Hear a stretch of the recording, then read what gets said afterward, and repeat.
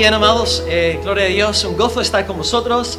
Gracias, pastor, también por la invitación, Juan Manuel. Somos amigos desde hacía más de un año y un gozo estar aquí con vosotros. No esperaba tanta gente esta tarde, precisamente, no en una charla sobre disciplina y membresía en la iglesia local. O estáis mal a la cabeza o estáis muy santificados. Así que me alegra mucho que estéis aquí conmigo hoy. Pues yo sé que sois aquí de Cataluña, yo soy irlandés y llevo más de 10 años viviendo en Andalucía, así que tengo un acento un poco raro, así que por favor, tened misericordia de mí, si soy algo raro, os pido pues paciencia en el amor del Señor. Pues estamos aquí hoy, primeramente vamos a arrancar con una enseñanza y luego tendremos un breve descanso y después os predicaré la palabra. Así que en esta primera enseñanza espero que tengáis boli y papel porque voy a soltar mucho material bíblico que a lo mejor luego podéis estar estudiando aquí en iglesia, en vuestras iglesias respectivas. Así que vamos a empezar con una enseñanza. Sí, si tenéis bol y papel, mejor ya sacarlos, porque van a hacer falta para esta primera sesión. La segunda sesión ya será una predicación de la palabra. Así que bien, vamos a arrancar con esta primera sesión y vamos a dividirlo en dos bloques, dos puntos principales con sus respectivos subpuntos. Primer punto, membresía de la iglesia, y vamos a arrancar con el tema de membresía. Y luego, punto número 2, la disciplina en la iglesia local. Y en cuanto al primer punto que vamos a arrancar ahora, membresía de la iglesia, tenemos 5 subpuntos y son los siguientes. La membresía de la iglesia. Número 1, ¿qué es la iglesia? ¿Qué es la iglesia? Número 2, ¿qué es un miembro de la iglesia? Así que, ¿qué es la iglesia? 2, ¿qué es un miembro de la iglesia? 3, ¿es bíblica la membresía? ¿Es bíblica? Y voy a dar 10 argumentos bíblicos para defender la idea de la membresía bíblica. Número 4, ¿por qué es importante la membresía? Porque es importante. Y número 5, ¿qué conlleva la membresía? Vamos a ver 5 verbos clave de las Escrituras. Repito rápidamente. 1, ¿qué es la iglesia? O como decimos en Andalucía, ¿qué? ¿La iglesia? ¿Esto qué? Número 2, ¿qué? Un miembro de la iglesia. Número 3, ¿es bíblica la membresía? Número 4, ¿por qué es importante la membresía? Y número 5, ¿qué conlleva la membresía? Vamos a estar moviéndonos pues en este marco, en esta primera sesión, y luego en el segundo punto sobre la disciplina os indicaré los subpuntos cuando lleguemos al segundo punto. Pues el texto lema para esta tarde y luego para la predicación se encuentra en Hechos 2, versículo 42, y dice lo siguiente: perseveraban en la doctrina de los apóstoles, en la comunión unos con otros, en el partimiento del pan y en las oraciones. Esta va a ser la frase lema de esta enseñanza y luego de la predicación. Pues vamos a empezar entonces definiendo la primera palabra. ¿Qué es la iglesia?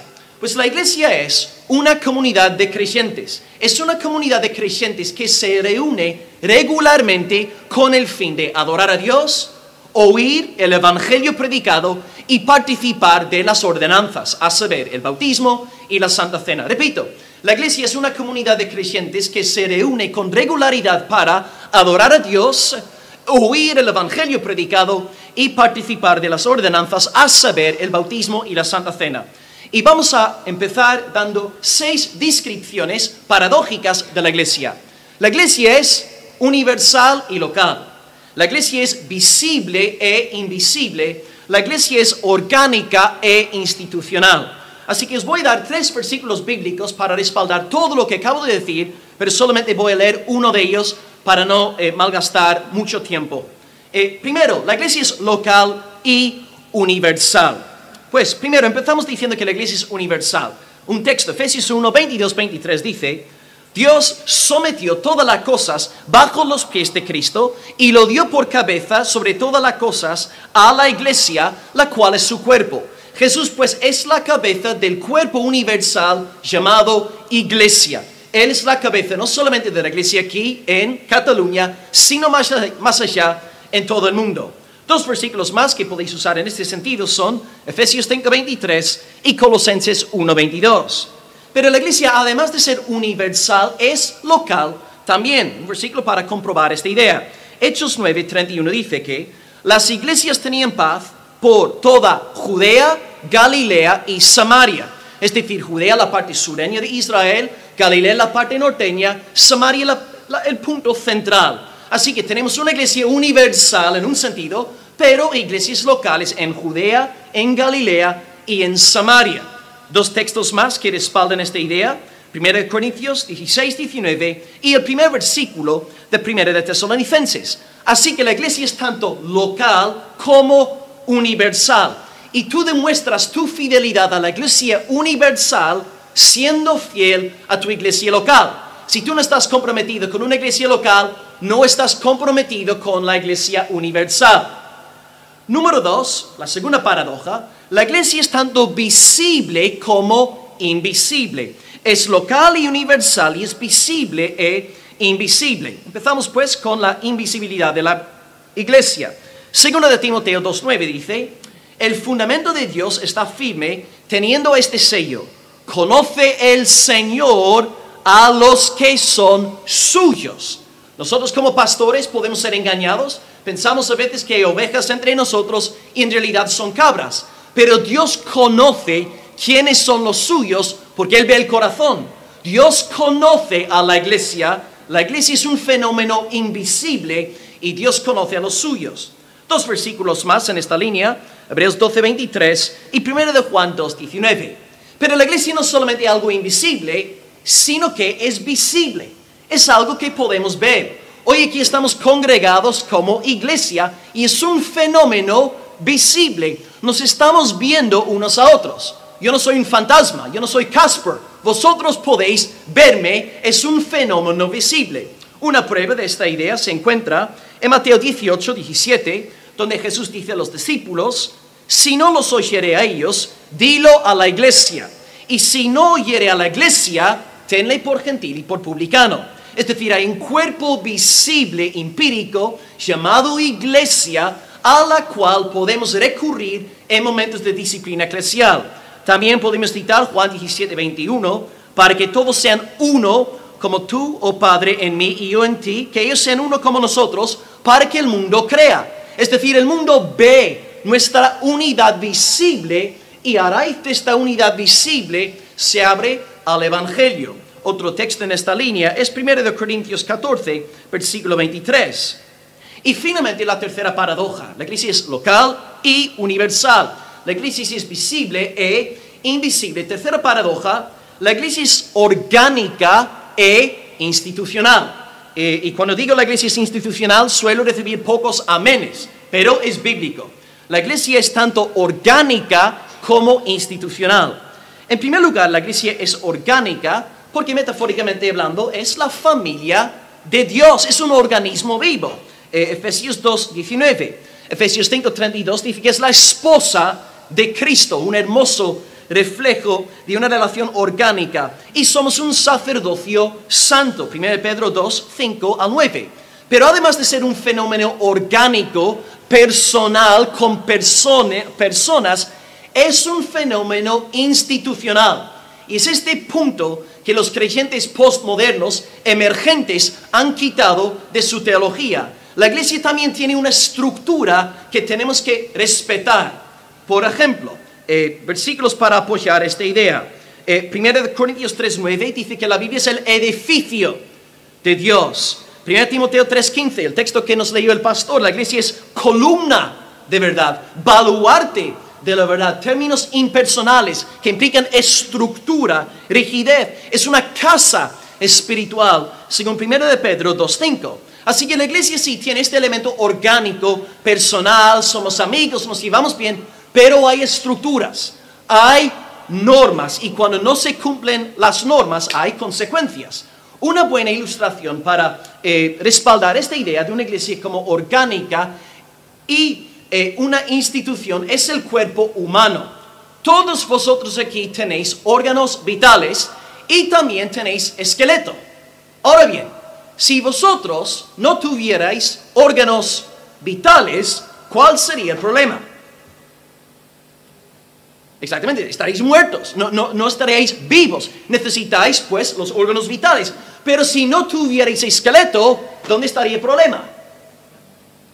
Sí, seríais una asquerosa masa amorfa y por el suelo, roja, asquerosa, ¿no? Necesitamos órganos vitales y necesitamos esqueleto.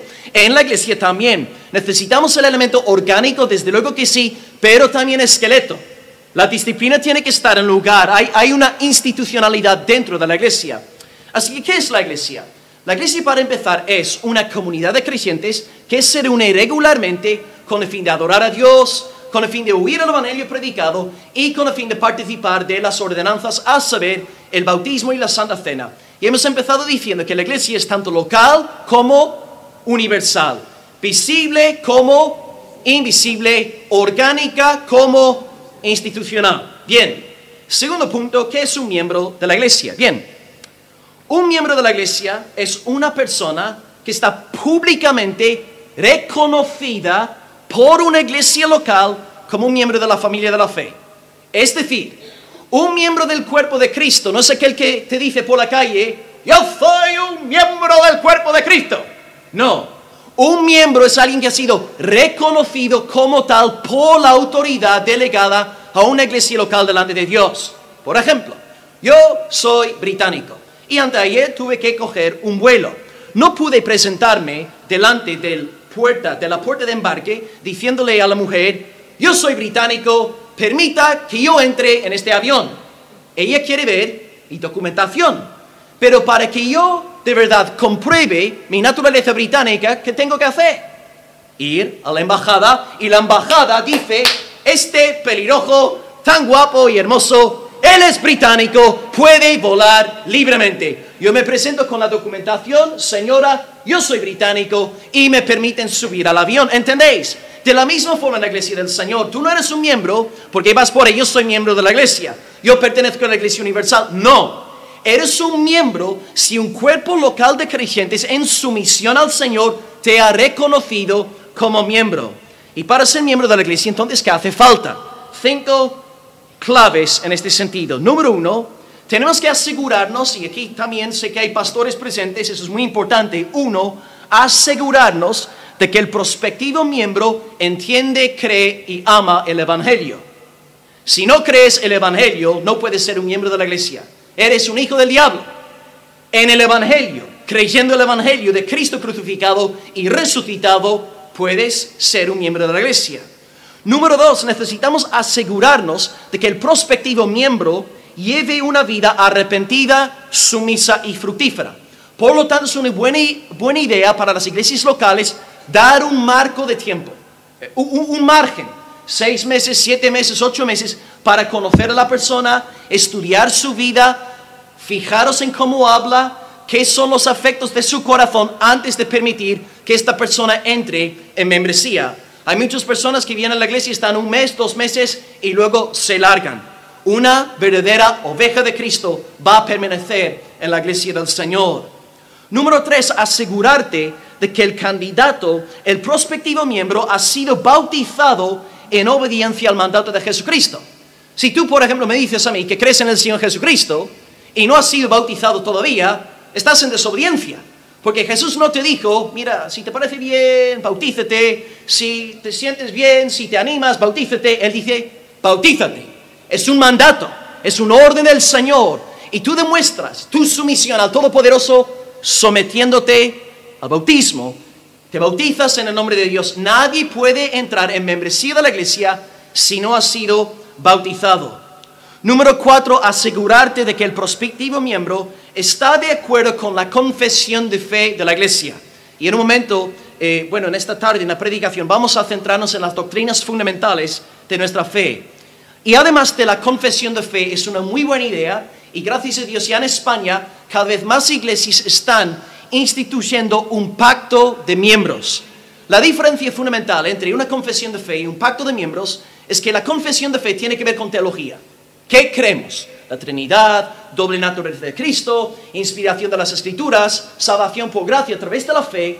El pacto de miembros, sin embargo, tiene que ver con nuestra vida, nuestro comportamiento. Porque uno puede ser un todólogo, un teólogo excelente, magistral, y luego vivir una vida vergonzosa y de desgracia. Y el pacto de miembros protege el testimonio personal de la iglesia y no permite que nuestros miembros vivan de forma desgraciada. Así que es importante que el miembro firme un pacto de miembros y la confesión de fe antes de disfrutar de los privilegios de membresía. Y finalmente, pues en nuestra iglesia local somos congregacionalistas y por lo tanto nosotros también tenemos una votación congregacional. entendemos que es la iglesia, la responsabilidad corporal de la iglesia, recibir a los nuevos miembros. ¿Por qué? Porque yo soy pastor. Yo puedo ser engañado. Y nuestro consejo también puede ser engañado. Viene un prospectivo miembro, me hace a mí la pelota, me gustan tus sermones, pastor, eres muy ungido, tienes mucho fuego, y me cae muy bien. Pero a lo mejor esta misma persona está destrozando a otros hermanos y hermanas de la congregación. Entonces tiene que ser un sentir de todo el pueblo antes de permitir que dicha persona entre en membresía. Repaso pues la lista. 1. Asegurarnos de que el miembro entienda el evangelio. 2. Que lleve una vida santa, arrepentida delante de Dios. 3. Que haya sido bautizado en obediencia al Señor. 4. Que esté de acuerdo con la confesión de fe y un pacto de miembros. Y según tengo entendido, pastor, tenéis aquí pacto de miembros para entrar en membresía, ¿verdad? Pues gloria a Dios. Y número 5 también, en nuestra iglesia, pues votamos por los nuevos miembros. Y una vez pues cumplidas estas 5 medidas, si la persona entra ya en plena comunión con la iglesia, puede disfrutar de los privilegios de cualquier otro miembro. Puede participar en un ministerio público, puede tomar los elementos del pan y el pan y el vino el domingo por la mañana. Y desde luego, si es una visita de una persona que es miembro de otra iglesia un domingo por la mañana, también abrimos la mesa para que participen. Así que, ¿qué es un miembro?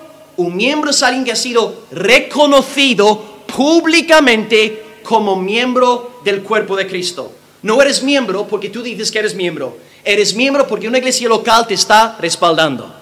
Así que número 1, ¿qué es la iglesia? Es una comunidad de creyentes que se reúne regularmente con el fin de adorar a Dios, oír el evangelio predicado y participar de las ordenanzas. 2, ¿qué es un miembro? Es alguien reconocido públicamente por una iglesia como un miembro del cuerpo de Cristo. Ahora número 3, tercer subpunto, es bíblica la membresía.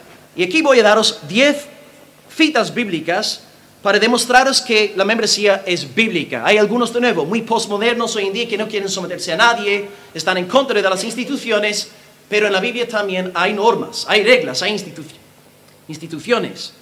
Empezamos pues con el primer texto, Mateo 18, 17, que dice lo siguiente, en un caso de disciplina. Si no oyere a ellos, dilo a la iglesia, y si no oyere a la iglesia, tenle por gentil y por publicano. Mateo 18, versículo 17. Cristo entonces presupone la existencia de un cuerpo, de hermanos y hermanas, con nombres y apellido, y nosotros tenemos que ir a ellos cuando una persona que no quiere someterse a la disciplina eclesial, cuando no quiere hacernos caso, tenemos que ir a este cuerpo, a esta iglesia, para comentar el caso. Entonces aquí Cristo está presuponiendo la existencia de un cuerpo de creyentes, con nombre y apellido, que van a poder excomulgar a dicho miembro no arrepentido de su comunión. Tenle por gentil y publicano. Está hablando de excomulgación. Texto número 2, Hechos 2:41. Los que recibieron la palabra fueron bautizados y se añadieron aquel día a la iglesia como 3,000 personas. Y perseveraban en la doctrina de los apóstoles, en la comunión unos con otros, en el partimiento del pan y en las oraciones. Y perseveraban unánimes cada día en el templo, partiendo el pan en las casas, comían todos juntos con alegría, sencillez de corazón, alabando a Dios y teniendo favor con todo el pueblo. Y el Señor añadía cada día a la iglesia los que habían de ser salvos. Entonces, a finales de Hechos 2, Lucas nos dice que ¿cuántas personas fueron añadidas a la iglesia? 3,000. No dice 300,000. No dice 3, no dice 30, dice 3,000. ¿Por qué? Porque Lucas es un historiador y seguramente tenía acceso a documentos donde tenían listas de membresía de la iglesia y podía luego escribir en su evangelio, se añadieron unos 3,000 aquel día a la iglesia. La iglesia no era una masa indefinida. Por ejemplo, incluso antes del día de Pentecostés, sabemos también la cantidad de personas que había en el aposento alto. A saber, 120 personas en el aposento alto, no 120,000. Un grupo definido, contado, con nombres y apellidos. Entonces tenemos listas de membresía también en el Nuevo Testamento. Tercer versículo, Hechos 6, versículo 3, Hechos 6, 3, que dice: Buscad, hermanos, entre vosotros a 7 varones de buen testimonio, llenos del Espíritu Santo y de sabiduría, a quienes encarguemos de este trabajo. Entonces la iglesia tienes que escoger a 7 varones. ¿Pero de dónde? Entre vosotros. Había un cuerpo, había una iglesia, había una membresía, y entre los miembros tenían que escoger a 7 varones. No tenían que ir ahí a la panadería o la pizzería para escoger a 7 personas. Personas de la iglesia, personas en membresía, y de este grupo fueron elegidos los 7 diáconos. Así que los diáconos son reconocidos porque ya están en membresía. No podemos conceder autoridad en la iglesia a nadie que no sea un miembro de ella. Número 4, Hechos 20:28.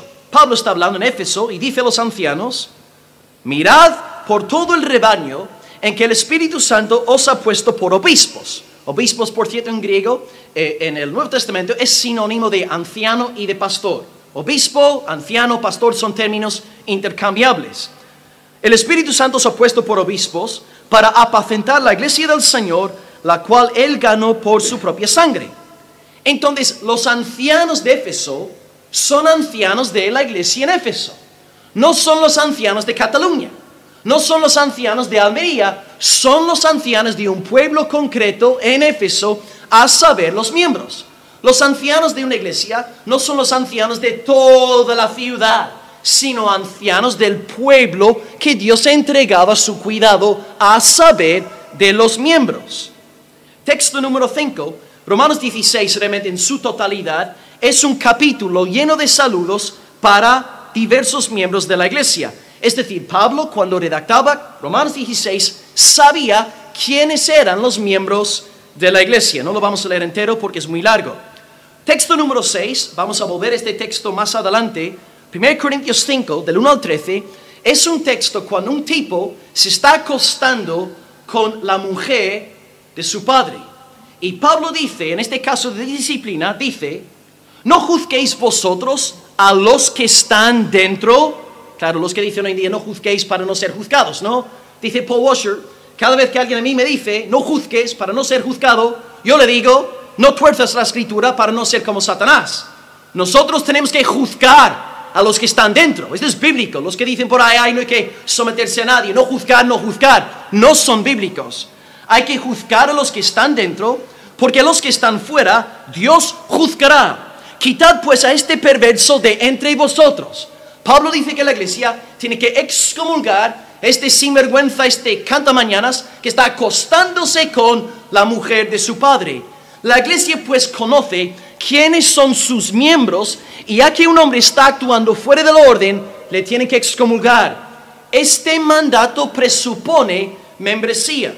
Texto número 7, 1 Timoteo 5:9 dice: sea puesta en la lista solo la viuda no menor de 60 años, que haya sido esposa de un solo marido. La iglesia entonces de Timoteo, en Éfeso, tenía una lista de mujeres viudas y tenían que ser sostenidas por la iglesia.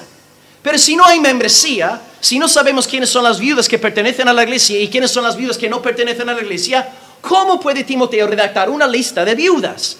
La lista de nuevo presupone un concepto de membresía bíblica. Número 8, 1 Timoteo 5:17. Los ancianos que gobiernan bien sean tenidos dignos de doble honor, mayormente los que trabajan bien en enseñar y predicar. Pues la escritura dice: no pondrás bozal al buey que trilla, y digno es el obrero de su salario. Bien, vosotros sois miembros de iglesias locales. ¿A quiénes tenéis que sostener vosotros? Pregunto. A vuestros pastores, a vuestros ancianos. Vale, yo vivo en Andalucía, yo pastoreo en Andalucía. ¿Vosotros tenéis que sostenerme a mí económicamente? Desde luego que no, porque yo no soy miembro de vuestras congregaciones locales. Ahora bien, si vosotros fuerais miembros de mi iglesia, o si yo fuera miembro de vuestra iglesia, la cosa cambiaría. Pero claro, si queréis darme 50 euros al acabar el culto, yo soy norirlandés, nosotros también somos tipo catalanes, ¿no? un poco tacaños, no los norirlandeses, como los escoceses. Así que bien, pero vosotros no tenéis que sostenerme a mí. Vosotros sostenéis al pastor Juan Manuel Vaz, al pastor Marcos que está aquí. Vosotros sostenéis a vuestros obreros, no a todos los ancianos de España. Membresía, sostenéis a los que están entre vosotros. Número 9, Hebreos 13:17. Obedeced a vuestros pastores. Amén. Sujetaos a ellos, amén, amén, porque ellos velan por vuestras almas. Vosotros no tenéis que someteros a mí, porque yo no soy vuestro pastor. Vosotros delante de Dios tenéis la obligación de someteros a vuestros pastores en el temor del Señor. Los pastores de vuestras iglesias locales, someteos, sujetaos a vuestros ancianos, a vuestros pastores. Pero ¿cómo podría la iglesia someterse a los ancianos sin saber quiénes son? Membresía. La membresía nos enseña quiénes son nuestros líderes. Y número 10 más o menos nos dice lo mismo, pero a la inversa. 1 Pedro 5, del 1 al 4, dice que los pastores tienen que apacentar la grey de Dios que está entre vosotros, cuidando de ella. Es decir, entonces, ¿cómo puede un pastor saber quiénes son las ovejas que Dios ha encargado a su cuidado? Membresía. De la misma forma que vosotros tenéis que sostener a Juan Manuel y vosotros que estáis de visita tenéis que sostener a vuestros ancianos, nosotros como pastores tenemos que velar por las ovejas que Dios nos ha concedido. Yo no tengo que velar por vuestras almas. Yo no soy vuestro pastor. Desde luego, si el pastor me comenta, mira, hay un asunto urgente y estamos pidiendo oración de hermanos en España de confianza, pues sí, voy a apuntar y voy a orar al Señor y clamar. Pero mi responsabilidad como pastor es por la grey que yo tengo en Almería. Y de la misma forma, Juan Manuel y Marcos aquí tienen que velar por el rebaño aquí en Hospitalet. Así que también podemos seguir aumentando la lista. Pero no podíamos obedecer Romanos 12 ni 1 Corintios 12 sin ser miembros de una iglesia local. Entonces, 10 razones por las cuales la membresía es importante, es bíblica. Y ahora número 4. Hemos visto 3 cosas. ¿Qué es la iglesia? ¿Qué es un miembro? Es bíblica. La membresía hemos visto 10 argumentos. Podríamos alargar la lista, pero con 10 está bien. Número 4, el penúltimo en este primer punto. ¿Por qué entonces es importante la membresía? ¿Qué más da? Si no hay membresía en la iglesia, ¿qué tal si todos vamos a nuestro aire sin someternos, sin rendir cuentas a nadie? Ahora de nuevo 10 argumentos. La primera razón por la que la membresía es importante es, según lo que hemos visto, porque es bíblica. La membresía de la iglesia es bíblica. Y ya que es bíblica, pues es importante. Ese es el primer argumento. Argumento número 2. Clave número 2. La membresía es importante porque fomenta orden. Orden, una palabrota en nuestros días, ¿no? Orden en el cuerpo de Cristo. Los huesos son tan importantes como los órganos vitales. Sin hueso, tu cuerpo no funciona. Los huesos son imprescindibles. La membresía da estructura a la vida de la iglesia local. Así que 1 es bíblico, 2, da orden. Número 3, la membresía también es importante a la hora de tomar la Santa Cena. Porque cuando yo tomo la Santa Cena, estoy diciendo delante de Dios, estoy en paz contigo, Señor, y estoy en paz con este pueblo que participa de la cena conmigo. Yo ando con este pueblo que está tomando del pan y del vino. Somos un solo cuerpo, un solo pueblo. Entonces, la membresía es importante a la hora de reconocer nuestra necesidad de andar como congregaciones delante de Dios a la hora de tomar la Santa Cena. Número 4, otra palabrota. La membresía es importante porque conlleva un fuerte compromiso. Compromiso con una congregación local. Hoy día estamos en la época de nada de compromiso. No queremos ya casarnos porque no queremos comprometernos. Pero en la iglesia de Dios nos conducimos de otra forma. Un cristiano es una persona comprometida con Dios. Comprometida con su pueblo. Una persona que no quiere comprometerse o no ha nacido de nuevo o está enferma espiritualmente. Número 5, la membresía es importante porque nos ayuda a cumplir las metáforas bíblicas que hemos nombrado en el primer punto. Por ejemplo, las metáforas institucionales, orgánicas. Cuando hay membresía, estamos andando en este elemento orgánico e institucional que nos ayuda a hacer justicia a lo que exige el Nuevo Testamento tocante a la membresía de la iglesia. Número 6. La membresía es importante porque nos enseña a quienes debemos amar, servir, advertir y alentar de una manera más comprometida. Efesios 4:11 hasta el 32. Es cierto que yo no soy vuestro pastor, Yo podría daros un toque de atención en alguna área si veo que estáis pecando. Pero la responsabilidad del pastor aquí es mucho mayor, ya que él delante de Dios ha jurado que va a velar por el bienestar de vuestras almas. Y también no hay que perder de vista que la membresía no solamente es asunto del pastor. En la membresía de la iglesia todos somos responsables de los otros o por los otros. ¿Cómo se dice en castellano? Por los otros. Todos somos responsables los unos por los otros. Entonces no siempre debemos pensar que es el pastor el que tiene que dirigir todo, no. Todos como miembros, si tú ves a tu hermano pecar, tú te acercas a tu hermano, no sacas el móvil, oye pastor, que fulano está pecando, no. Tú te acercas a tu hermano y le reprendes cara a cara. Y vamos a desarrollar esta idea en el punto sobre la disciplina. Entonces tú sabes, si has entrado en membresía de una iglesia y tú ves un miembro andando de forma pecaminosa, tienes una obligación delante de Dios a darle un toque de atención. Esto tiene que ver con tu compromiso con la iglesia local. Número 7, pues esto ya es muy lógico. La membresía es importante porque nos enseña quiénes son nuestros líderes. Bueno, no hace falta explicar esto y tampoco hace falta explicar el 8. La membresía es importante porque nos ayuda a los pastores y a los ancianos a saber quiénes son las ovejas que han sido encomendadas a nuestro cuidado. No somos pastores de todo el mundo, sino de la grey que ha sido encomendada a nosotros. Número 9. La membresía es importante porque permite que haya disciplina en la congregación, la cual guarda, protege a la iglesia de muchas enfermedades espirituales. La membresía presupone o permite que haya disciplina. Tú no puedes poner en disciplina a una persona que no pertenece a la iglesia. La disciplina es para aquellos que han entrado en pacto público con el pueblo de Dios. Y por lo tanto, cuando entras a membresía, estás aceptando ser también disciplinado cuando haga falta. Si una persona no quiere someterse a la disciplina y cada vez que tienen que ponerle en orden se levanta y se larga de la iglesia, pues a lo mejor no ha sido una oveja del Señor. Una oveja se somete a la disciplina. Y número 10, la membresía es importante porque traza una línea clara de separación entre lo que tiene que darse en la iglesia y lo que se da en el mundo. Cuando Dios crea en el principio, divide el mar por un lado, la tierra por el otro, el día por un lado, la noche por el otro. Hay división, hombre por un lado, mujer por otro lado. Pero viene Satanás y ¿qué hace? Borra la línea divisoria que está haciendo hoy día en la península ibérica. Está borrando la línea divisoria entre varón y hembra. Satanás quiere que la iglesia sea mundana. Él no quiere que tú andes en santidad, pero la disciplina permite que hay una línea de separación entre la iglesia y el mundo. Somos del día, no de la noche.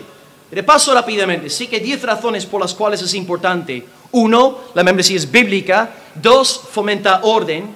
3, es importante para la Santa Cena. 4, conlleva compromiso. 5, nos ayuda a cumplir las metáforas orgánicas e institucionales del Nuevo Testamento. 6, nos enseña a las personas a quienes debemos amar y advertir con más atención. 7, nos enseña quiénes son nuestros líderes. 8, enseña a los líderes quiénes son sus ovejas. 9, permite que haya disciplina. Y número 10, produce una línea de separación entre la iglesia y el mundo que Satanás quiere erradicar en nuestra generación. Y último punto para acabar este primer punto grande sobre la membresía. ¿Qué conlleva la membresía? 5 verbos bíblicos y luego pasamos a considerar el tema de la disciplina. Estos 5 verbos se pueden memorizar con un acróstico. Feros, F-E-R-O-S, feros, fe. La membresía conlleva el congregarse con regularidad. Una persona que se congrega una vez al mes no puede estar como miembro en una iglesia local. No puede ser, lo siento. Si una persona está congregándose una vez al mes, hay que llamarle, sentarse con él y decirle, las cosas no se hacen así. Una persona en membresía se compromete con la iglesia todo lo que pueda. Fines de semana, entre semana. Es una persona comprometida con la iglesia. Y ni te digo, los ancianos y los diáconos tienen que ser omnipresentes en la iglesia. Cuando tú entras en tu congregación, siempre tienes que ver a tus ancianos y a tus diáconos. Un anciano, un diácono que no está omnipresente en la iglesia, tiene que darse de baja. Número 2, la E, congregarse e edificar. Edificar la iglesia. Estamos en la iglesia para usar nuestros dones, talentos, para bendecir, amar, levantar en alto el nombre del Señor y fomentar la comunión con los hermanos. La iglesia no es para que tú vayas criticando con chismes. La gente más peligrosa en la iglesia del siglo XXI es gente vaga, perezosa, con demasiado tiempo libre y con un teléfono en la mano. ¿Cuántas iglesias se han dividido por gente con demasiado tiempo libre y en WhatsApp? ¿Cuántas iglesias, hermanos? Dios nos llama a edificar la iglesia. Si alguien delante de ti habla mal de un hermano, de una hermana en tu congregación local, tú tienes que saltar a su defensa. No permitas que nadie difame a nadie de tu familia espiritual. Mira, si yo me pusiera aquí y yo insultara a tu mujer, ¿no tendrías ganas de lincharme después del culto? Claro, porque tú amas a tu mujer con todo tu corazón. De la misma forma, yo, si alguien se mete con mi esposa, pues claro, si nadie está mirando, pues le pego un puñetazo, ¿no? Si está mirando, pues le perdono, ¿no? Para que nadie vea nada. De la misma forma, en la iglesia somos familia. Y si yo no quiero que nadie maldiga el nombre de mi esposa, no puedo permitir que nadie hable mal de uno de mis hermanos en la fe. E incluso, si yo sé que mi hermano o mi hermana están en pecado y estoy al tanto de unas cosas en su vida, no voy contando estas cosas por ahí. Aunque esta persona me haya hecho mucho daño, aunque haya sembrado falsas acusaciones, yo defiendo la honra, la buena reputación de esta persona, porque es mi familia. Hermanos, no permitamos que nadie difame a nadie en nuestra iglesia local. Número 3, fe, congregarse. E, edificar. R, relacionarse. Pasar tiempo unos con otros. Conocer a los hermanos y hermanas de la iglesia. Y no solamente conocer a los demás, permitir que te conozcan a ti. A veces esta es la parte más difícil. Abre tu corazón. Pasa tiempo con tus hermanos y hermanas en la fe. La O, de nuevo, voy a recibir aquí pocos amenes. Ofrendar. Ofrendar. Haz tu pacto, hermano. Siembra tu semilla y recibirás 10,000 veces más. Aleluya. Ofrendar regularmente. Gálatas 6:6 te exige que ofrendas para sostener a la iglesia que te dé a ti de comer. Es decir, si tu pastor aquí es el pastor Juan Manuel, es el pastor Marcos, tu obligación delante de Dios es sostener económicamente la obra aquí. Ellos son obreros dignos y por lo tanto hacéis bien en sostener esta obra económica financieramente. Luego, si queréis ofrendar para un ministerio paraclesial, gedeones, puertas abiertas, el ministerio que fuese, ánimo adelante, pero tu primera responsabilidad como miembro es sostener la obra de tu iglesia local. La iglesia que te da de comer es esta iglesia la que tienes que sostener económicamente delante de Dios. ¿Tienes más dinero? ¿Quieres darlo a otro hermano, otra hermana? Ánimo adelante, pero cumple con tu responsabilidad. Y finalmente la S, fe, congregarse, E, edificar, R, relacionarse, O, ofrendar, S, someterse. Someterse. No solamente someterte a las autoridades puestas por Dios en la iglesia, pero someteos los unos a los otros en un hermoso espíritu de amor fraternal no fingido. Un buen texto en este sentido, Filipenses 2, versículo 3, cada uno estimando a los demás como superiores a él mismo. Si tú crees que la persona que está a tu lado es superior a ti, te resulta muy fácil servirle. Pero si tú te crees mejor que la persona que está a tu lado, no vas a servirle. Piensas mal de él, criticas, hablas mal, difamas su nombre. Siempre piensa que todos los miembros de tu iglesia son superiores a ti y el servicio te saldrá de forma innata. Esto ya acaba el primer gran bloque de enseñanza en esta tarde. Ahora vamos a pasar a considerar el tema de la disciplina. Un breve repaso antes de entrar en el segundo punto y daros el bosquejo, los subpuntos. Hemos visto 5 puntos principales en este primer bloque. 1, ¿qué es la iglesia? La iglesia es una comunidad de creyentes que se reúne regularmente con el fin de adorar a Dios, oír el evangelio predicado y participar en las ordenanzas. Hemos visto que es local, universal, es orgánica e institucional, es visible e invisible. 2, ¿qué es un miembro? Un miembro es alguien reconocido como tal por una iglesia local. 3, ¿es bíblica la membresía? Hemos citado 10 pasajes demostrando que sí, podríamos haber citado más. pero por no abusar de vuestra paciencia hemos escogido 10. 4, porque es importante la membresía, hemos dado 10 razones. Y número 5, ¿qué conlleva la membresía? 5 verbos, feros, fe, congregarse, amén. Y someterse. Bien.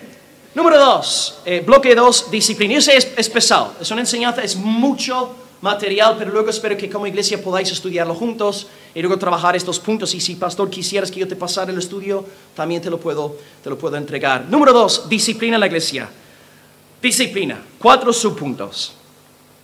1, ¿qué es la disciplina? 2, ¿es bíblica la disciplina? 3, ¿cuál es el propósito de ella? Es decir, de la disciplina. ¿Cuál es el propósito de la disciplina? Y número 4, ¿cómo se ha de administrar la disciplina? Repito.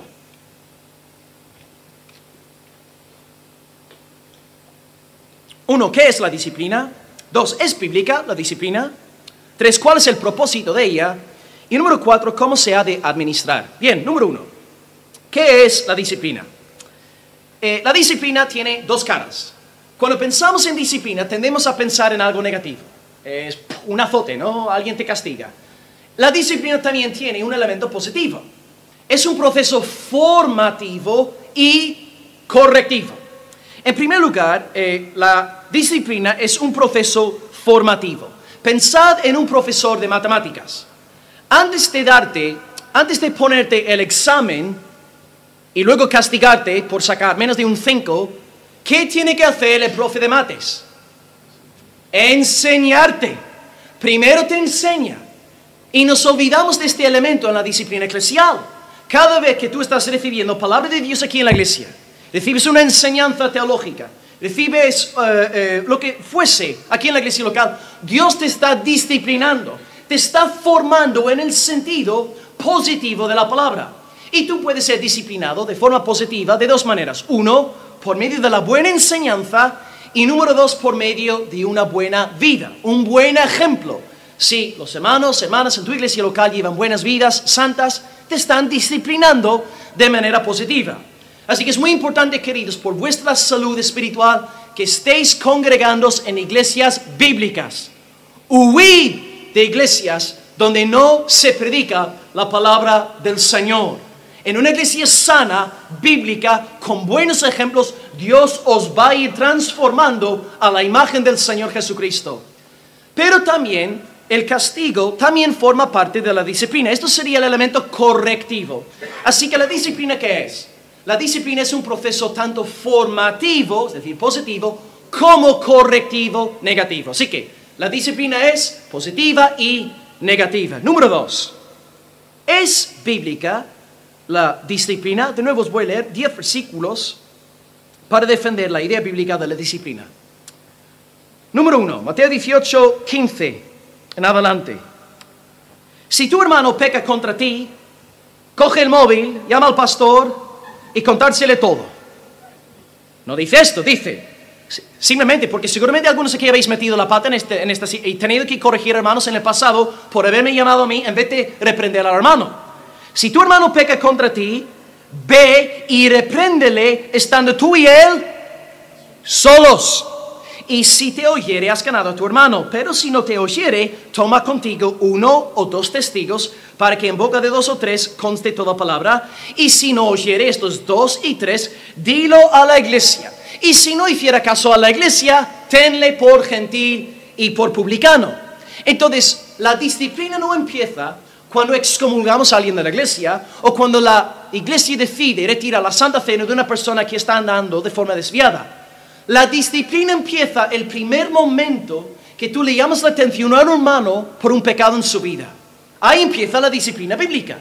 Entonces, si tú ves un hermano, ahora mismo tú estás consciente de algo que está pasando en esta iglesia local, los miembros, me dirijo a los miembros, vuestra responsabilidad delante de Dios es dar un toque de atención a aquel hermano o aquella hermana, a solas, para que no se entere todo el mundo. Si no te hace caso, luego llevas un testigo, 2 testigos, pero que sean personas maduras.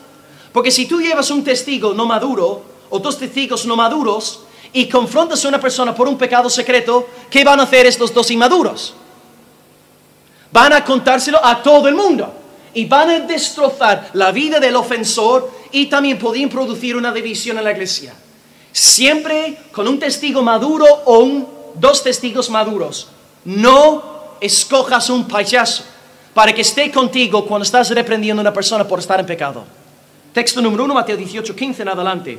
Texto número 2 es el pasaje que os leí antes, 1 Corintios 5, todo el capítulo 1 al 13, cuando el tipo se está acostando con la mujer de su padre, y Pablo dice claramente que tienen que quitar de medio de ellos a aquel perverso. Disciplina. Hay que excomulgar a este hombre disciplinándolo. Y vamos a ver, si se arrepiente luego podrá volver a incorporarse en la iglesia. Pero mientras tanto tenéis que excomulgarlo. Texto número 3 es 2 de Corintios 2, del 5 al 8, y pensamos que este texto alude a 1 Corintios 5. Pensamos que alude al mismo hombre que estaba en la cama con su madrastra. Dice Pablo en 2 Corintios 2, 5, si alguno me ha causado tristeza, no me lo ha causado a mí solo, sino en cierto modo, por no exagerar, a todos vosotros. Le basta a tal persona esta reprensión hecha por muchos. Así que al contrario, vosotros más bien debéis perdonarle y consolarle para que no sea consumido de demasiada tristeza, por lo cual os ruego que confirméis el amor para con él. Es disciplina. Entonces este hombre estaba acostándose con la esposa de su padre. Es excomulgado de la iglesia. Pero de repente el hombre se ha arrepentido y se siente mal. Y de verdad no quiere seguir pecando, pero ahora está consumido por tristeza. ¿Y qué dice Pablo? Bueno, que sufra hasta que venga Jesucristo. No, hermanos, se ha arrepentido. Quiere andar en santificación. Recibidlo en el amor de Dios. Esto es disciplina, queridos. Ya estamos recibiendo al ofensor arrepentido. La meta de la disciplina no es machacar al ofensor, sino que sea convertido, que vuelva al Señor de su salvación. El versículo 4, Gálatas 6:1, hermanos, si alguno fuere sorprendido en alguna falta, vosotros que sois espirituales, es decir, vosotros que sois maduros, restauradle con espíritu de mansedumbre. Palabra de aplicación: si tú eres el payaso de la iglesia, ¿cómo vas a tú corregir a alguien? ¿Quién te va a respetar a ti si eres el payaso de la iglesia? Tienes que ser serio, sobrio, hombres y mujeres serios con el Señor. Y cuando andas en seriedad ya tienes peso a la hora de llamar la atención a otra gente. Si eres un payaso y andas tonteando con el mundo, nadie te va a hacer caso cuando te toque a ti llamar la atención a otros hermanos. Gálatas 6:1. Texto número 5, Efesios 5:11. No participéis en las obras infructuosas de las tinieblas, sino más bien reprendedlas. Tú ves obras infructuosas, mundanas en la iglesia, reprendedlas. No hacéis bien en permitir mundanalidad en la iglesia. No somos el azúcar del mundo, somos la sal del mundo. La iglesia no puede tolerar mundanalidad. Hay que reprender cualquier manifestación mundana, pecaminosa en la iglesia del Dios Santo. Texto número 6, 2 de Tesalonicenses 3:14 en adelante. Si alguno no obedece a lo que decimos por esta carta, a ese señaladlo, y no os juntéis con él para que se avergüence, mas no lo tengáis por enemigo, y amonestadle como a hermano. No hace falta explicación. Número 7, 1 Timoteo 1:19. Mantén la fe y buena conciencia, desechando la cual naufragaron en cuanto a la fe algunos, de los cuales son Himeneo y Alejandro, a quienes entregué a Satanás para que aprendan a no blasfemar. Ahora ven, esto no quiere decir, cuando yo era un cristiano recién nacido, nuevo, novato, y leí este texto, Pablo entregando a Himeneo y Alejandro a Satanás, me venía a la mente en una noche de Halloween, y él evocando espíritus malignos, y Pablo vestido de negro, entregando con velas a Himeneo y Alejandro. No, entregar a Satanás es una metáfora. Y lo que quiere decir el lenguaje nuestro es excomulgar. He excomulgado a Himeneo y a Alejandro de la iglesia. Es decir, al excomulgarlos de la iglesia del Dios vivo, estaban entrando en la esfera de Satanás, sin la cobertura del Señor Jesucristo. Así que es un acto de disciplina. 2 falsos profetas, 2 falsos maestros fueron excomulgados de la iglesia. Ojalá todos los falsos profetas que hoy en día fuesen echados de la iglesia. En vez de ser multimillonarios, ¿no? Llenando estadios por todos lados. Ojalá volviéramos a usar piedras, ¿no? Como en el antiguo pacto. Echadlos de la iglesia. Texto número 8, Tito 3:10. Al hombre que cause divisiones en la iglesia, después de una y otra amonestación, deséchalo, sabiendo que el tal se ha pervertido y peca y está condenado por su propio juicio. Una persona que está causando divisiones en la iglesia, chisme, murmuración, le llamas la atención una vez, le llamas la atención otra vez, y si sigue lo mismo, iglesia, echadlo, el tal se ha pervertido. Número 9, Hebreos 12:15. Mirad bien, no sea que alguno de vosotros deje de alcanzar la gracia de Dios, que brotando alguna raíz de amargura os estorbe, y por ella muchos sean contaminados. No sea que haya algún fornicario o profano como Esaú, que por una sola comida vendió su primogenitura. Bien, yo estoy aquí ahora en noviembre, estamos ya comiendo de naranjas. Digamos que aquí en la mano izquierda tengo una naranja podrida. Y tengo aquí una bolsa de naranjas. Yo coloco esta naranja podrida en el bolso de naranjas buenas. Yo vuelvo en una semana, ¿qué habrá pasado con las demás naranjas? ¿Veis? Las naranjas sanas no sanan la naranja podrida. La podrida contamina a las naranjas buenas. Y por lo tanto, lo mismo fue en la iglesia. Divisiones, chismes, murmuraciones. Estas personas son sumamente peligrosas y por lo tanto hace falta disciplina para defender la santidad de la iglesia de Cristo. Texto número 10. Cualquiera que se extravía, segundo de Juan 9-10, cualquiera que se extravía y no persevera en la doctrina de Cristo, no tiene a Dios. El que persevera en la doctrina, ese sí tiene al Padre y al Hijo. Y si alguno viene a vosotros y no trae esta doctrina, no le recibáis en casa, ni le digáis bienvenido. Uno que se ha apostatado de la fe, negando doctrinas fundamentales del cristianismo, nosotros no podemos siquiera permitir que tal creyente entre en nuestra casa. Disciplina, enseñando a este hombre pervertido que lo que está haciendo está mal delante de los ojos de Dios. No hacemos bien en siempre tener hoy compasión, hoy pobre, rebelde, pobre no arrepentido. No, necesita ser reprendido en el nombre de Dios. Entonces nosotros disciplinamos por estas razones, hay más, pero el ejemplo supremo es Dios mismo. Nuestro Dios disciplina y por esto disciplinamos. Por eso, padres, vosotros que sois varones de Dios y sois de verdad nacidos de nuevo, vais a disciplinar a vuestros niños. Los padres pasotas, los padres que no quieren dolores de cabeza, no van a cumplir con su responsabilidad delante de Dios. Padres cristianos, somos llamados a disciplinar a nuestros niños. Y aquí tenéis varios pasajes donde Dios mismo disciplina a su pueblo. Primero, Salmo 94:12 dice: bienaventurado el hombre a quien tú, Señor, corriges y en tu ley lo instruyes. Dios corrige, Dios disciplina. Número 2, Hechos 5 del 1 al 11, Dios le quita la vida a 2 personas por haber mentido al Espíritu Santo, Ananías y Zafira. Menuda disciplina. Dios los quitó, no Satanás, hermanos, fue Dios el que los quitó la vida. Disciplina, pureza en la iglesia. Si tú sigues respirando es por la pura misericordia de Dios. Texto número 3, 1 Corintios 11, del 27 al 32, Pablo está hablando sobre no tomar la cena indignamente. Y luego dice algo muy fuerte. Por haber tomado la cena indignamente, versículo 30 de 1 Corintios 11, por lo cual hay muchos enfermos y debilitados entre vosotros, y muchos duermen. Cuando dice duermen, ¿qué está diciendo? Están muertos. Por no haber discernido el cuerpo de Cristo, por ser unos egocéntricos pensando en sí mismos, Dios mismo, según el texto, los quitó la vida. Dios disciplina a los suyos. Número 4, Hebreos 12 del 6 al 11, el pasaje más famoso que todos conocéis sobre la disciplina, Aquí dice que Dios disciplina y azota a sus hijos. Dios no es un padre permisivo.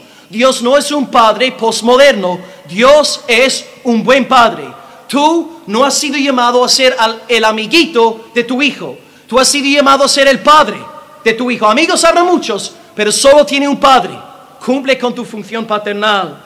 Y luego número 5 tenemos muchos textos de Apocalipsis donde el Salvador Jesucristo disciplina a su iglesia con palabras de reprensión. Por ejemplo, tengo aquí una selección grande de textos. Apocalipsis 2, del 4 al 5, 14 al 16, 20 al 23, luego 2 veces en el capítulo 3 también. Y Jesús dice en el 3:20 de Apocalipsis: yo reprendo y castigo a todos los que amo. Cristo disciplina a su iglesia.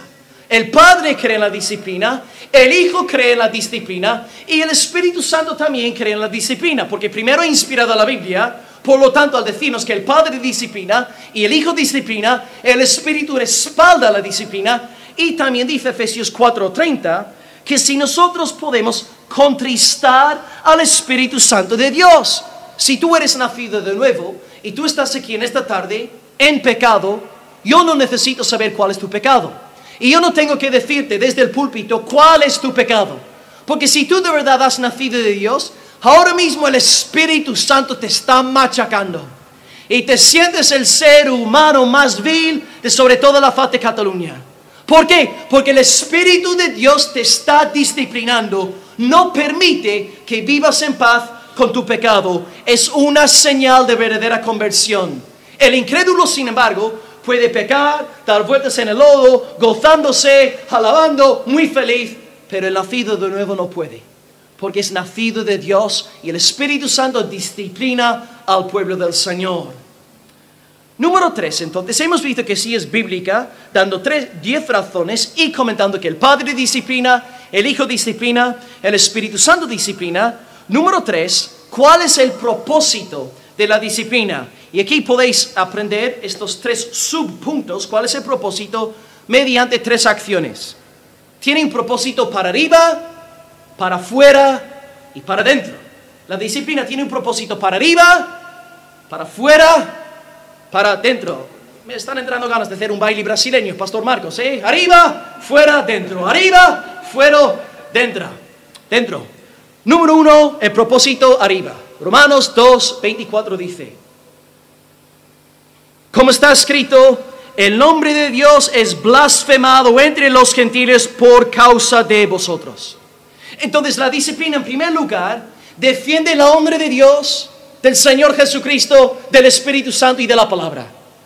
Los cristianos no disciplinados, que no tienen frenos, que nadie les pone pegas para no pecar, están dando un pésimo testimonio en el mundo, poniendo en tela de juicio la gloriosa honra que le corresponde a nuestro Dios. El mundo necesita ver la distinción entre el mundo y el reino de Dios. Dios quiere que su iglesia sea sin mancha, sin arruga, sin cosa semejante. Y para poder honrar a Dios hace falta disciplina, para que podamos brillar con la gloria de nuestro Dios. Así que el propósito para arriba es defender la honra de Dios. Número 2, para afuera. Vuelvo al ejemplo del bolso de naranjas. Cuando nosotros ejercemos disciplina, estamos protegiendo las naranjas buenas. Porque las naranjas son vulnerables, no son todopoderosas y necesitan ser pues cuidadas. Y al nosotros velar por las naranjas buenas, estamos protegiendo a la iglesia. Aquí citaría el texto de Hebreos 12:15 de nuevo, no tolerar una raíz de amargura. Tú te topas con alguien en la iglesia que siempre está hablando mal, siempre criticando, falsas acusaciones, chismes, murmuraciones, naranja podrida. Hay que llamarle la atención a aquella persona antes de que cause estragos en la iglesia local. Incluso si la persona ocupa un puesto de autoridad y está haciendo lo mismo, chismes y murmuraciones, dice la palabra en 1 Timoteo 5:20, nosotros que somos pastores, para nosotros el listón es mucho más alto, dice: a los ancianos que persisten en pecar, repréndelos ya delante de todos para que teman. Porque claro, el pastor, el anciano, nosotros somos en cierto sentido más visibles. Y nuestros pecados pueden causar mucho más daño en la iglesia que los pecados de una oveja común y corriente. Así que al ejercer disciplina, estamos defendiendo el nombre de Dios y también el bienestar de la iglesia local, para que la iglesia entienda que así no se comporta un cristiano cuando hay una naranja podrida. Fijaros, Pablo mismo reprendió a Pedro por su hipocresía en Gálatas 2:11, ¿no? Pedro también tuvo que ser reprendido públicamente, ¿no? Esto protege a la iglesia, porque la iglesia en Galacia aprendió que esta conducta de Pedro no correspondía a un varón de Dios. Y número 3, así que para arriba, para afuera y ahora para adentro. Nuestra meta en la disciplina es la plena restauración del pecador. Es que el ofensor sea recibido una vez más a misericordia. No queremos que el perverso se pierda, no queremos que sea parte de la iglesia definitivamente, pero si aquel tío que está acostándose con la madre de su padre se arrepiente, mañana le recibimos con los brazos abiertos, perdonándole todo en el amor del Señor. En palabras del hermano francés Juan Calvino, dice: es conveniente que su maldad sea condenada, a fin de que, advertidos por la vara de la iglesia, reconozcan sus faltas, en los cuales permanecen y se endurecen cuando se les trata dulcemente. Tú, desde luego, llega una persona a tu iglesia, le tratas de forma dulce, con una sonrisa, Dios te bendiga, pero cuando empieza a pecar, ya es un miembro, empieza a hacer las cosas mal, claro, tu tono tiene que cambiar. No puedes decir: ¡ay, qué bonito eres, un rebelde, qué precioso eres, oh cabrita mía! No, tú tienes que hablarle duro, en el amor de Dios, con firmeza, siendo varonil, y reprenderlo con el fin de que vea que lo que está haciendo no está mal. De la misma forma con nuestros niños. Tu niño tiene las manos mojadas y está a punto de meter sus dedos ahí en el enchufe. ¿Qué le vas a decir? ¡Ay, qué bonito eres! Eres un niño precioso, te amo tanto. O sea, saca tu mano de ahí ahora mismo y vas a coger a tu niño, ¿verdad? Entonces, de la misma forma en la iglesia, tratamos a la gente dulcemente, de forma amorosa, desde luego que sí, pero cuando hay pecado, cuando están andando de forma pecaminosa y no quieren someterse, el tono cambia. Pablo con las Gálatas, no, Gálatas insensatos. En Gálatas 3, versículo 1, estaba enfadado porque estaban alejándose de la doctrina del Evangelio. Así que nuestra meta entonces es ganar al hermano, según Mateo 18, 15, es restaurar al pecador, según Gálatas 6, versículo 1, es salvar su espíritu en el día del Señor Jesús, 1 Corintios 5, versículo 5. Entonces es necesario a veces que el ofensor pase por vergüenza con el fin de que sea restaurado a la iglesia. Nuestra meta entonces, queridos, no es matar, hacer daño, aplastar al ofensor. Siempre estamos pensando en su bienestar. Y el día que se arrepienta aquella persona, nosotros vamos a recibirle con los brazos abiertos en el amor de Dios, con lágrimas, gozándonos juntamente en Cristo. Para arriba, pues, la disciplina defiende al hombre de Dios. Para afuera, defiende las naranjas buenas, los que están siendo santificados. Y para adentro, la disciplina ayuda a que el pecador sea restaurado. Porque si solamente hablamos dulcemente, nunca va a darse cuenta de su error. Y finalmente, para acabar, pues esta segunda enseñanza, y pues tenemos un tiempo de descanso. Número 4, ¿cómo se ha de administrar la disciplina? ¿Cómo se ha de administrar? Y vamos a dividir esto en dos bloques, subpuntos. 1, pecados que nadie más ve. Y 2, pecados cometidos en presencia de otra persona. Número 1, ¿cómo se administra la disciplina cuando hay pecados que nadie más ve? Y número 2, con pecados cometidos en presencia de otra persona. Pues bien, si un miembro de mi iglesia peca en su salón y nadie se entera de que nuestro hermano ha pecado, ¿qué podemos hacer como iglesia? Nada. No podemos hacer absolutamente nada. Ahí dependemos de la obra del Espíritu Santo de Dios. Porque si de verdad aquella persona es nacida de nuevo, tener por seguro que el Espíritu le va a estar machacando. Así que, en cuanto a pecados secretos que tú no puedes ver, no puedes hacer nada. No es tu responsabilidad porque no puedes enterarte. El Espíritu Santo se encarga de obrar ahí. Pero también es bueno tener una persona, dos personas de confianza a quien rendir cuentas con frecuencia sobre tu vida privada. Sobre todo los que no estáis casados. Esto es un hábito muy saludable, rendir cuentas. Ahora bien, número 2. ¿Qué hacemos entonces con pecados cometidos en presencia de otras personas? Pues bien, vuelvo a Mateo 18. Si tu hermano peca delante de ti, tú tienes que ir con él a solas, cara a cara, y hablar con él. Ahora bien, si tú eres una mujer y el ofensor es un hombre, pues lleva a tu marido contigo, o un hermano o otra hermana madura contigo, para que no sea un hombre y una mujer a solas. A solas con aquella persona, grupo reducido, llamas la atención a la otra persona. No vas contando nada a nadie. Defiendes hasta la muerte la reputación de aquella persona, aunque te haya hecho mucho daño, aunque te haya amado de todo, aunque te haya pegado en la cara, tú tienes que defender la reputación de aquella persona y rogarle que se arrepienta. No te hace caso, ¿qué haces? Luego llamas 1 o 2 testigos maduros en el Señor y volvéis a llamarle la atención. Si nos hace caso, luego lo decís a la iglesia, los pastores, los ancianos, ellos irán, hablarán con el ofensor en cuestión, y si con esta charla no se arrepiente, pues la iglesia tiene que o retirar a esta persona de la Santa Cena o excomulgarle directamente, porque no se está sometiendo a la autoridad delegada a la iglesia local. Pero también, hermanos, hay tal cosa como pecados gordos, visibles, públicos, como en el caso de 1 Corintios 5, donde un hombre se está acostando con la madre de la esposa de su padre, y hasta la gente de la calle está diciendo, ni entre nosotros se nombra tal pecado, ¿no? Y en tal caso la iglesia tiene que actuar enseguida.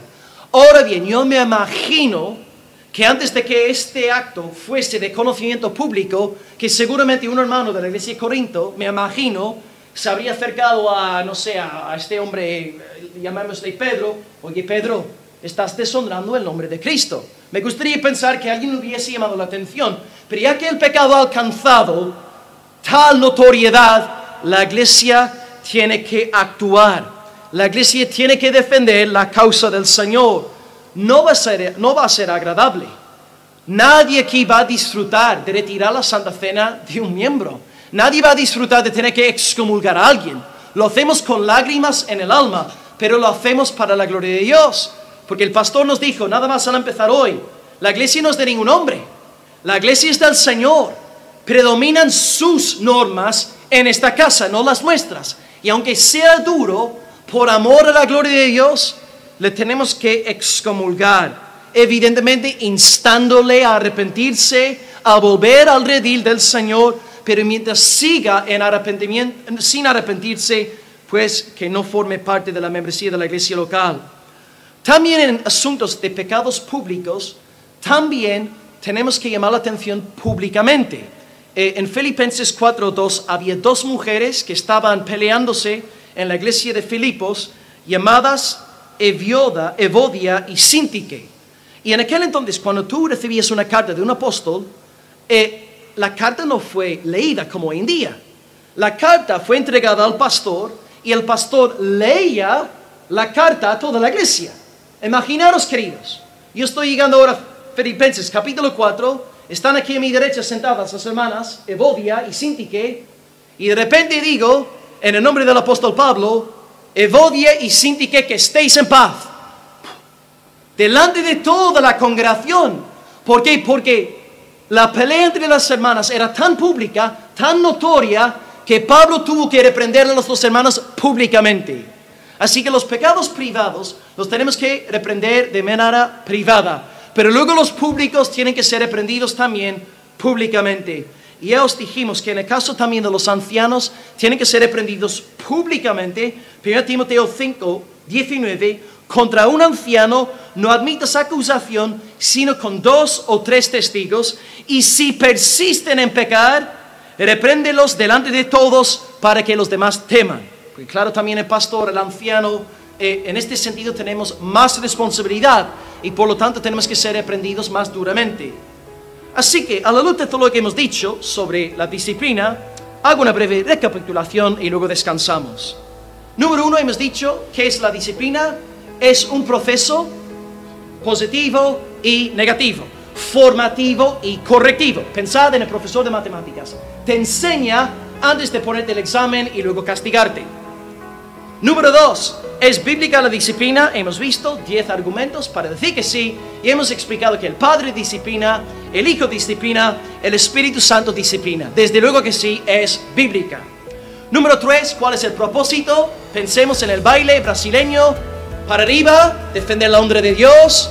Para afuera, defender las naranjas. Para adentro, restaurar al pecador. La meta no es matar al ofensor, sino que sea restaurado.